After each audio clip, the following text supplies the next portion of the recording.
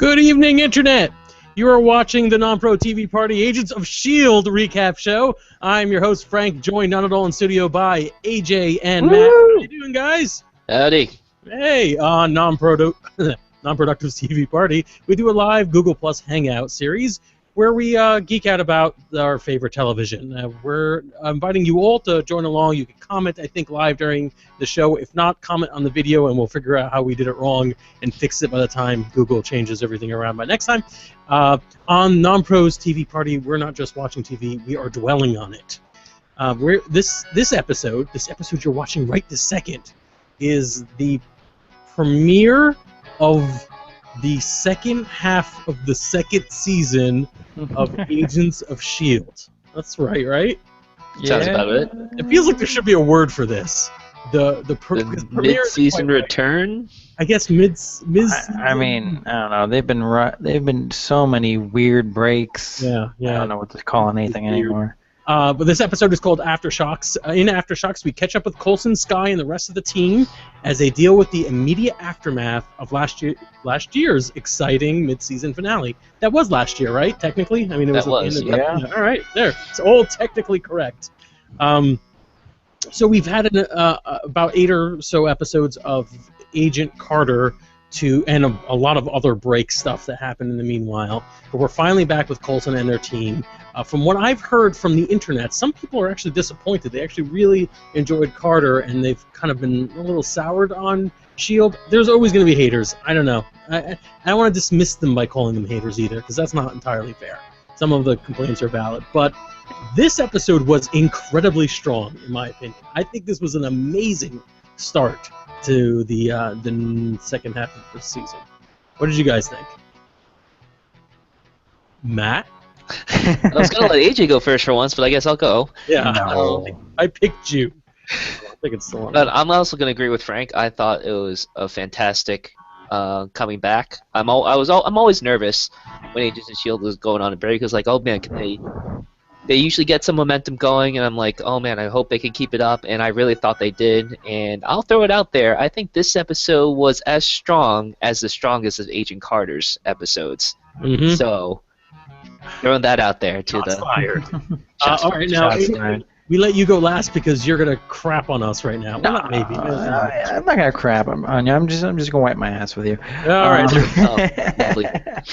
No. I mean, there's plenty of. There's just a lot of stuff going on here.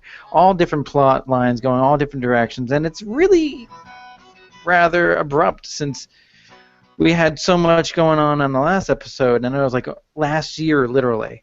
It's been months since I last saw Agents of S.H.I.E.L.D. And I don't know, I just felt a bit helter-skelter, you know? Right. Yeah, I can understand that. All right, so let's give the basic bullets. The show starts pretty surprisingly, in my opinion, with a little backstory for Skye's mom, which I appreciate. Because, let's face it, Skye's mom was just really just there. I don't even think she had a single speaking line. Yeah, she's mostly a prop piece. Yeah, and she in the first half of this season, but like it starts off with her, and like we're immediate. We're in Inhumans territory. We're getting superpowers. We're getting franticness. I think it was a pretty interesting way to begin the show. Yeah, I definitely agree. I like how we find out right away the deal of the guy from the Stinger from the mid-season finale. Like you sort of get his backstory. He's a person that Skye's mother, I guess, kind of like took in, or I guess from what I understand, like they knowingly sent this young man through the mists, and like Skye's mom is kind of like the counselor to help him deal with whatever change, which apparently was drastic. Right. Yeah, it's clear that whoever, and we didn't quite have name yet, although we do get it by an amazing scene in this episode.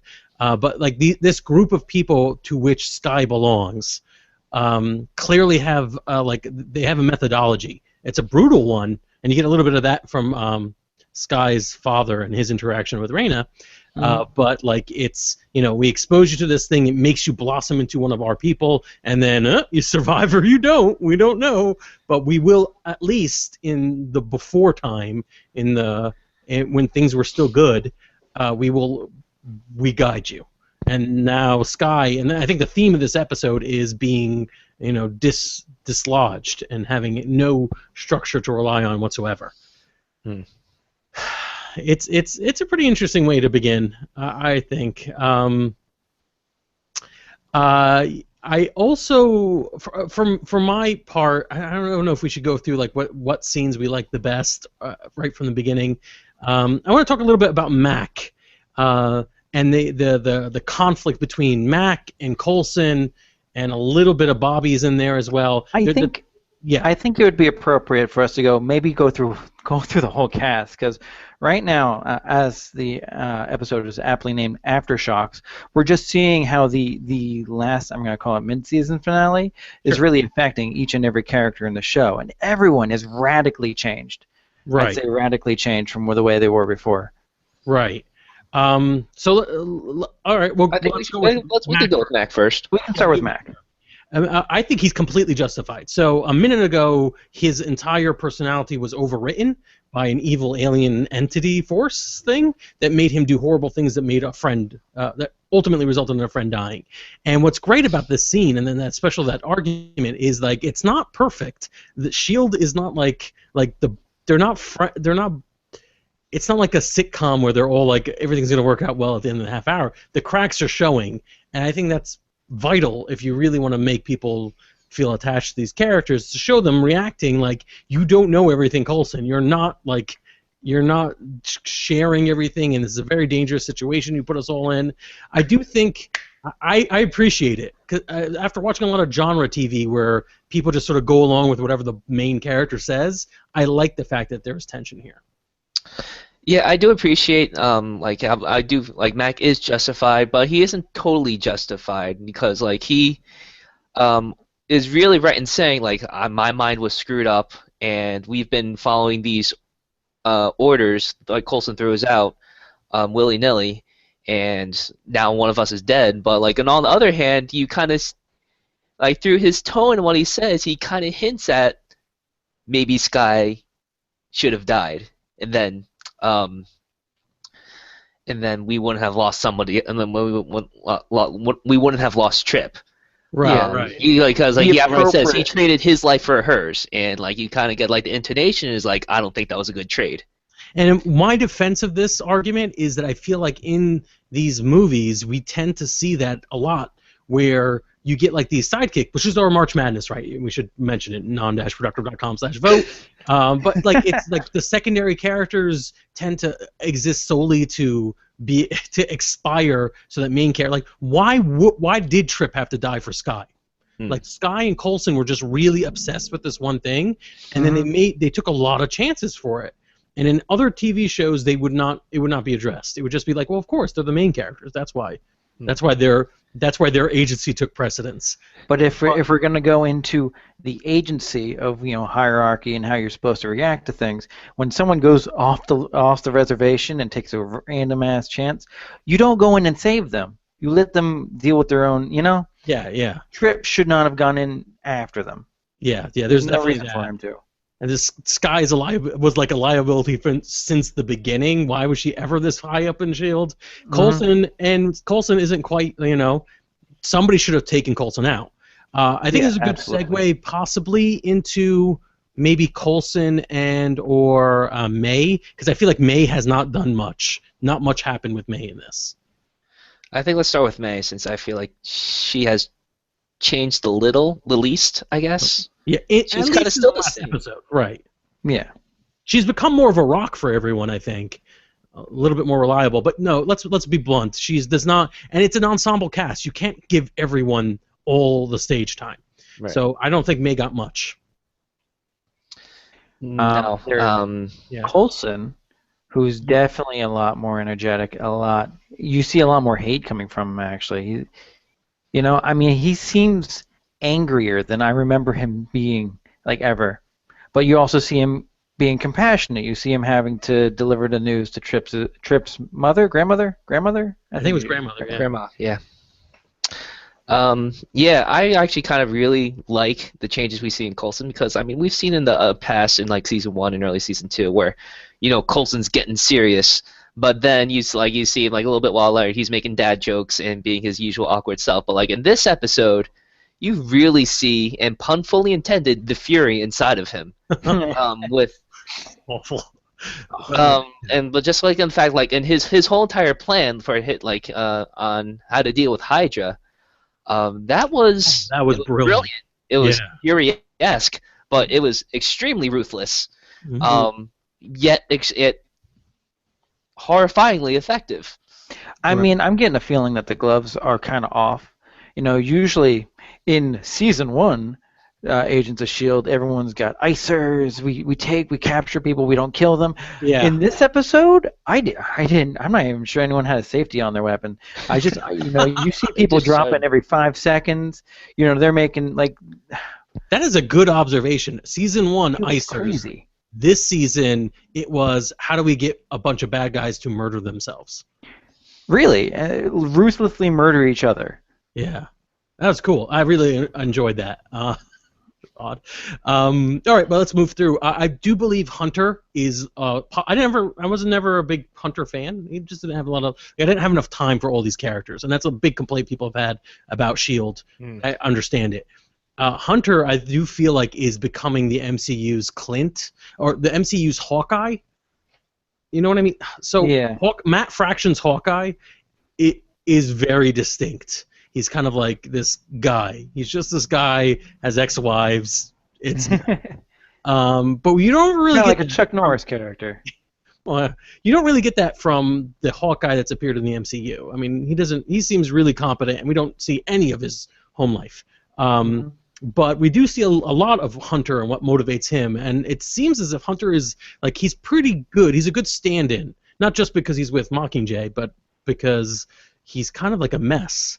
And you know, when he's eventually told, when Bobby tells him about the anger management thing that her and Mac are involved in, like it's like he's just put upon. He like is easily suckered in. He's competent, but at the same time, like he's just this normal guy. Yeah. Yeah, and I really do like. I'm growing. He's growing on me. In this episode, it was a good way of growing on him. Bobby, on the other hand, Bobby and Mac. Anyone want to tackle that one? I think their deal is we don't know what their deal is. Yeah. I mean, like they keep on bringing up like the secret between them, which I almost kind of forgot until they Bobby and Hunter started talking about it. I was like, oh yeah, that's still a thing, and obviously it isn't just the anger management thing. It's apparently something to do with something Fury's toolbox, and the big question is now, who are they actually working for? Right. I think at the end of the show we should postulate our theories. Who else? All right, so the big ones. I think we should talk about Skye before Fitz and Simmons. I hate to say it, but yeah. Or actually, even the Doctor. I think we got a lot about Kyle MacLachlan is great as always, and yeah, he's definitely this organization gone wrong. You know, Raina is just left out in the cold. If she can't survive, she's not supposed to. And Raina herself, and you know, juxtaposing Raina's dealing with her change and Skye's dealing with her change is really good filmmaking. It's good storytelling. The way they cut back and forth to give you these two different perspectives. When Skye's getting help eventually, to spoil, from Fitz, and Raina's on her own walking into traffic. I think these are just really comfort with the medium you're telling stories in, and I like the fact that they're able to do that on this show. Well, it's also kind of the way the characters brought them into the situation. Raina has always kind of been on the outside, kind of manipulating people on the inside to make the situation more suitable for her, whereas Skye, where she started that way, really started to work into a support group with her family and relied on her family more. So now when they both run into this trouble, Raina is kind of stuck on the outside because there's everyone that she manipulated up to that point has turned their back on her. And whereas Skye, who has built a support group, has people to fall back on to support her through the trouble that she's currently in. Yeah, we kind of buried the lead on this, but I think two of the more interesting characters in this first episode were Fitz and Simmons, who both had big stage time. Simmons, I was a little nervous about. She went xenophobic really quickly. Yeah. I will say that like after kind of reviewing reading about what she's been through since season 1, it's completely justified. Yeah. I feel consider like even back at season 1 when she was infected by an alien virus and was contemplating killing herself. The fact that like the guy that like she kind of had a crush on, Trip, is now dead because of this alien thing. She was in Hydra and saw firsthand of the obelisk weaponry that they were making. She has seen as much, if not more, than any of the other agents of like the horrors of all this alien technology and all this craziness in this scary new universe. Mm-hmm. And I think I mean it's scary to see someone like Simmons, who used to be the peacemaker or the someone that is always like brighten the day, The mouse something like this. But like it's kind of natural. I feel it's natural. It makes sense. And in her defense, at no point does she get the chance to say, "Well, let's put a bullet in the sky." Like she doesn't. We don't know what her reaction would have been if she had found out what Fitz ends up finding out. Fitz, on the other hand, has some amazing development in this. I love what happens. First of all, Fitz and Mac. Do you know what it feels like to have an evil thing in your brain taking over? Like, yes. That was an intense conversation. Mm-hmm.